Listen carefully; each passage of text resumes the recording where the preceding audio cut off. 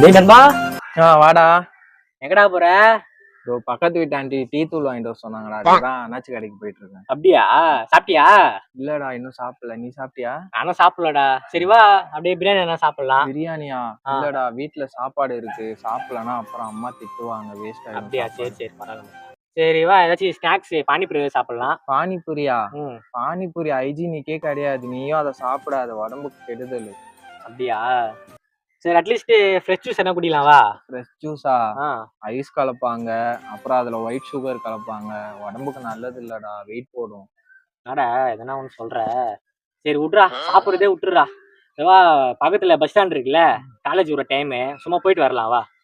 இல்லடா, அதெல்லாம் ரொம்ப தப்பு. வீட்டுக்கு தெரிஞ்சா அம்மா திட்டுவாங்கடா.